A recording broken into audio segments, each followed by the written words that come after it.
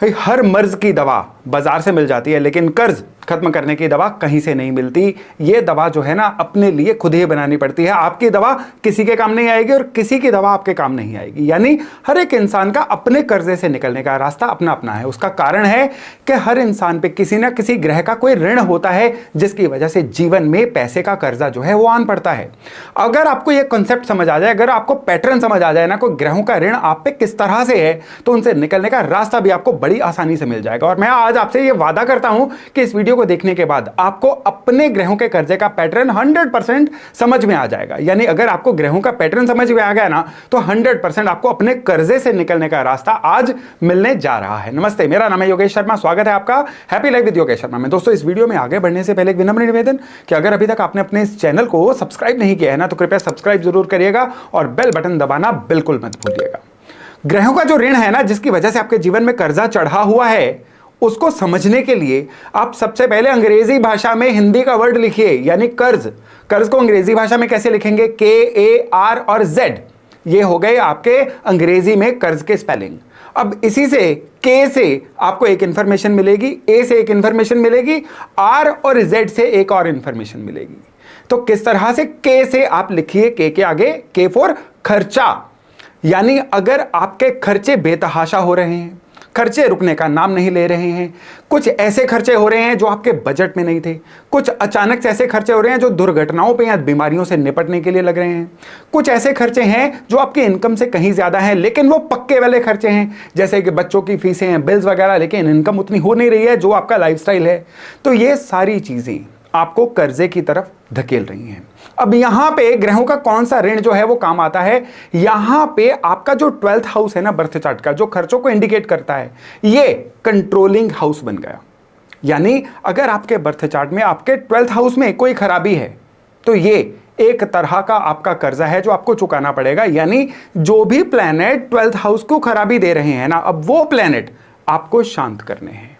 कुंडली में मीन राशि, पाइसेस साइन जो है, कुंडली में जहां पे भी है ना, अब वो घर जो है आपके लिए आपके पेंडिंग कर्मास के खर्चों को निपटाने का कारक है। सपोज करिए कि आपकी मीन राशि जो है आपके धन स्थान पे आई हुई है, यानी कुंडली के सेकंड हाउस में अगर 12 लिखा हुआ है, मीन राशि लिखी हुई है ना, तो ये अब आपके लिए आपके पैसे को डोनेशन करना, यानी जरूरतमंदों को पैसे से कुछ सहायता करना, कुंडली के पेंडिंग कर्मास को निपटाएगा।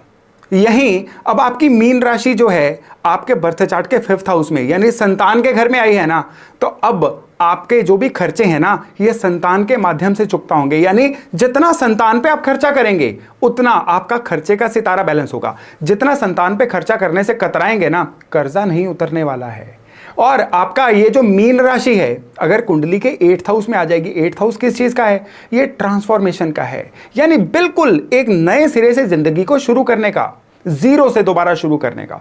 तो अगर ये जो राशि है आपके 8th हाउस में आ गई, क्या इशारा दे रही है?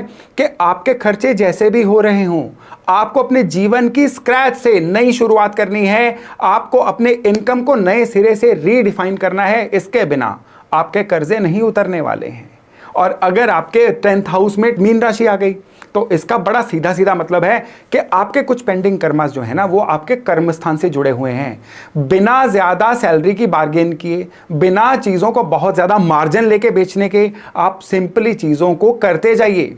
एक पॉइंट आएगा जब आपके ये पेंडिंग कर्मा सुलझेंगे, आपके जीवन से कर्जा एक कदम इवेपोरेट होना शुरू हो जाएगा।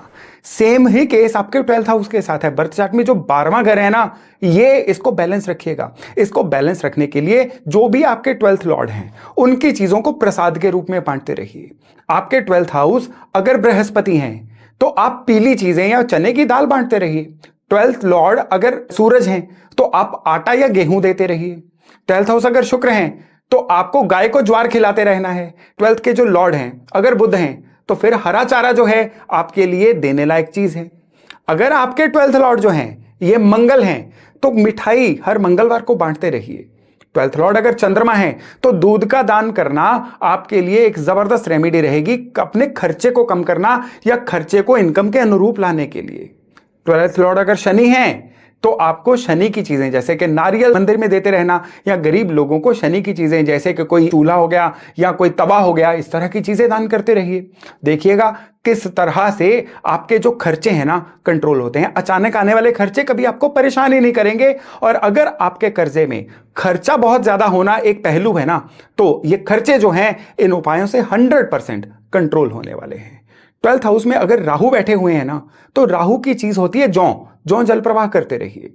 12th हाउस में अगर केतु बैठे हुए हैं, तो केतु का जीव होता है कुत्ता, कुत्ते की सेवा करते रहिए, कुत्ते को पाल ही लीजिए, क्योंकि कुत्ता पालने से क्या होता है, कुत्ता आपके कंट्रोल में रहता है, आपका पालतू जीव बन के। तो उस तरह से केतु भी आपके कंट्रोल में आना शुरू हो जाएगा।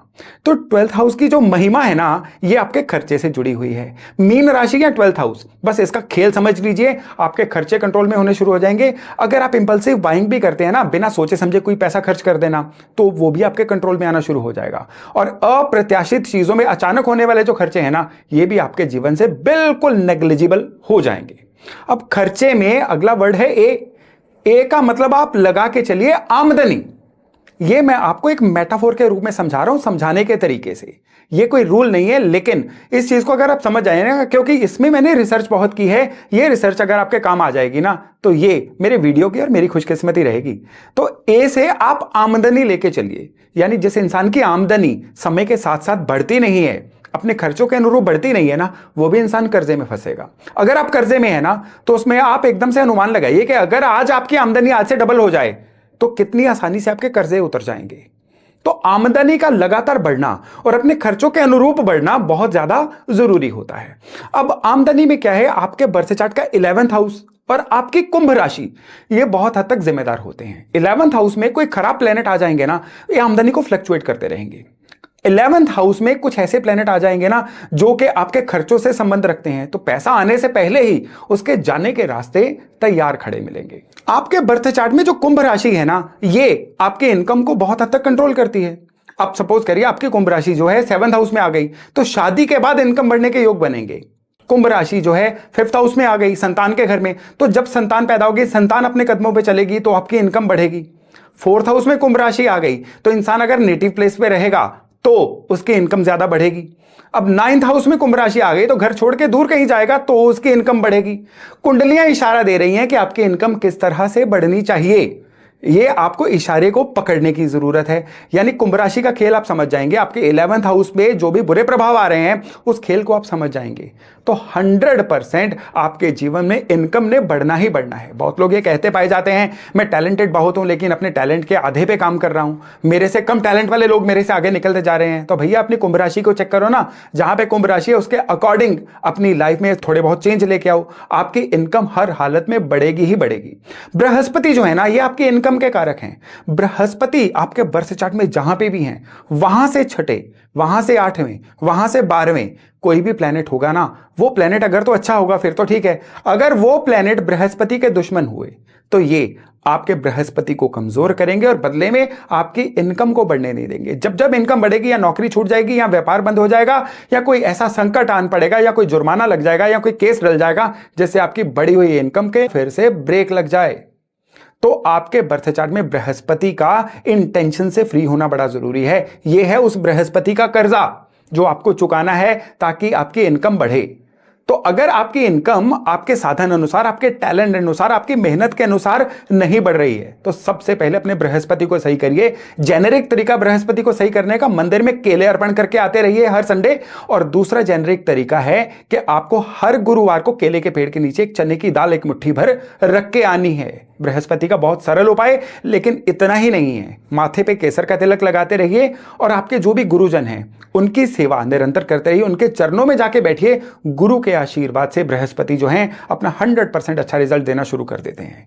घर के जितने भी सीनियर मेंबर हैं ना, चाहे वो माता जी हैं, पिताजी हैं, दादा हैं या दादी हैं, कोई भी सीनियर मेंबर जो हैं उनसे अच्छे संबंध रखना, उनकी सेवा करना, उनको क्वालिटी टाइम देना। आपकी जुपिटर से मिलने वाली तरंगे जो है ना आप तक सीधे पहुंचती हैं और बदले में जुपिटर सही होते हैं। जुपिटर सही होते हैं तो इनकम को हर हालत में बढ़ाते हैं।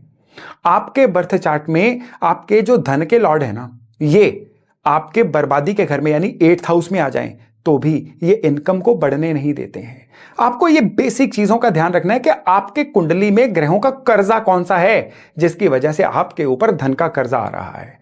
ये मैं कुछ आपको पॉइंटर्स बता रहा हूं। ये पॉइंटर्स जो है ना बड़े वजनदार पॉइंटर्स हैं। तो मैं खर्चे के बाद आमदनी पे आया था। आमदनी को बृहस्पति से आप सही कर सकते हैं और इससे क्या होगा, एक तरफ खर्चे कंट्रोल हो गए और दूसरी तरफ से आपकी आमदनी निरंतर हो गई। चलिए अब कर्जे के तीसरे वर्ड यानी आर पे जाते हैं। आर को आप रोजगार मान के चलिए। आप जो भी सारे दिन में कमाने के लिए करते हैं उसका भी सही होना बहुत जरूरी है। आपकी इनकम जो है ना रेगुलर तब भी बढ़ पाएगी अगर आपका रोजगार जो है कुछ ऐसा हो जो दुनिया के काम आ रहा हो। आपका रोजगार ऐसा हो जिसमें लगातार स्टेबिलिटी हो। आपका रोजगार ऐसा हो कि एकदम से झट से नौकरी चले जाने की आपकी हमेशा तलवार ना लटकी रहे। आपका काम कारोबार सीजनल ना हो कि सीजन आएगा तो काम होगा, सीजन नहीं होगा तो हम बिल्कुल वेले बैठे हुए हैं। ऐसा नहीं होना चाहिए। आपका रोजगार जो है ये लगातार राइजिंग मोड में होना चाहिए। लगातार आपकी जो सोशल रिकॉग्निशन है ना आपके रोजगार में वो बढ़नी चाहिए। अगर नौकरी में है हमेशा आपके अंडर काम करने वाले लोग आपसे प्रसन्न रहें, आपके बॉसेस आपसे खुश रहें। और सबसे बड़ी बात क्या है कि जितने समय के लिए आप नौकरी में हो ना उतनी वैल्यू आप अपने ऑफिस को दे के आ रहे हो। ये आपके रोजगार को सही रखने का एक बहुत ही बड़ा मंत्र है। लेकिन कई लोग हैं ये भी करते हैं लेकिन फिर भी नौकरी चली जाती है या बॉसेस से किसी ना किसी तरह का कॉन्फ्लिक्ट आ जाता है। ये होता है जब आपके शनि पीड़ित हों। शनि पीड़ित होंगे ना, चाहे आप अपने काम में आ जाइए, 2-3 महीने काम अच्छा चलेगा, बाद में उस काम में सरकारी दंड की वजह से, नॉर्म्स चेंज होने की वजह से या एकदम से सप्लाई खराब होने की वजह से काम खराब होने शुरू हो जाएंगे, काम बंद होने शुरू हो जाएंगे। कई बार क्या होता है कि लोगों के पास पूंजी का डिस्ट्रीब्यूशन इतना कमजोर होता है कि पूंजी एकदम से रास्ते से विड्रॉ हो जाती है जिसकी वजह से उनके काम में चलते चलते ब्रेक लग जाती है। सब शनि की खराबी की वजह से है। बर्थ चार्ट में मकर राशि और आपका 10वां घर जो है ये आपके सीधे रोजगार को कंट्रोल कर रहा है। अब मकर राशि जो है ना ये काम करने की राशि है भाई। आपके बर्थ चार्ट में मकर राशि जहां पे होगी आपका काम उससे संबंधित होना चाहिए। सपोज करिए मकर राशि 3rd हाउस में आ गई। अब 3rd हाउस है आपके अपनी करेज का, यानी जब तक आप लोगों के भरोसे बैठे रहोगे काम कभी नहीं चलेगा। मुझे फलानी जगह से सिफारिश मिल जाए, आज मैंने वहां अप्लाई किया है, किस्मत अच्छी रहे, वहां पे नौकरी मिल जाए, कुछ नहीं होगा। आपको जाके खुद को प्रेजेंट करना होगा, कंफर्ट जोन से निकलना होगा। 3rd हाउस में मकर राशि होगी तो तभी आपका काम चलेगा। अगर आपकी मकर राशि जो है ये लग्न में है तो आपको छिपे तो रहना ही नहीं है। आप सोशल मीडिया पे आ जाइए, आप खूब अपने आप को प्रचारित करिए, लोगों को दिखिए, तब आपका काम चलेगा। लेकिन वहीं अगर आपकी मकर राशि 8th हाउस में आ गई तो अब आपको बहुत ज्यादा जितना लोगों के सामने आएंगे काम उतना नजर लग जाएगी। आपको बिल्कुल पर्दे के पीछे रह के काम करना है, किंग मेकर बनना है, तब आपका काम चलने जा रहा है। तो इस तरह से हर राशि जो है ना आपके बर्थ चार्ट में कुछ ना कुछ कहती है। उसमें मकर राशि आपके काम को लेके आपको इशारा दे रही है। लेकिन यहां पे आपके काम ना चलने की वजह से अगर आप कर्जे का शिकार हो रहे हैं तो फिर शनि का श्राप है। हर शनिवार को एक नारियल शनि मंदिर में डोनेट करते रहिए। उड़द की दाल को रात को भिगो के शुक्रवार की रात को भिगोइए और शनिवार को पक्षियों को खिलाइए। आपके शनि के दोष शांत होंगे। लेकिन शनि के दोष को शांत करने का एक महा उपाय है ब्लाइंड स्कूल में ब्लाइंड लोगों के लिए ग्रोसरी या भोजन की व्यवस्था करना। यह शनिवार के दिन करिए। 1 साल में आप 6 महीने इसको करिए, फिर देखिएगा किस तरह से शनि का दोष शांत हुआ, शनि का कर्जा निकला और बदले में आपका रोजगार बढ़ा और आपके जीवन से धन के जो कर्जे थे ना वो निकलने शुरू हो गए। चलिए अब कर्ज के अंतिम वर्ड यानी जेड पे आते हैं। अब जेड से क्या एक्सपेंड करेंगे हम? जेड से करेंगे जोन। कौन सा जोन? आपके घर का जोन, आपके वास्तु का जोन। ये जो भी जोन आपके घर का खराब होगा उस तरह के कर्जे आपको देना शुरू करेगा। आपके घर का अगर नॉर्थ वेस्ट खराब होगा ना ये आपका धन जुड़ने नहीं देगा। जितना भी धन आप कमाएंगे ना ये लोगों को बांटने के काम आता जाएगा। नॉर्थ वेस्ट की खराबी होगी, मुकदमे भी पड़ेंगे। नॉर्थ वेस्ट की खराबी होगी तो लोगों से विवाद भी पड़ेंगे। नॉर्थ वेस्ट की खराबी होगी, धन लाते जाइए, कमाते जाइए और बांटते जाइए। आपके लिए कुछ नहीं बचेगा। आपको लगेगा बिना सैलरी के आप लोगों के लिए काम कर रहे हो। वहीं आपके घर का अगर नॉर्थ खराब होगा ना तो ये क्या करेगा, आप लाख पढ़ाई कर लीजिए, लाख तजुर्बे ले लीजिए, लाख गुणी हो जाइए, लेकिन दुनिया आपको रिकॉग्नाइज ही नहीं करेगी। जो आपको आता है वो दुनिया तक पहुंचाने का, दिखाने का मौका ही नहीं मिलेगा।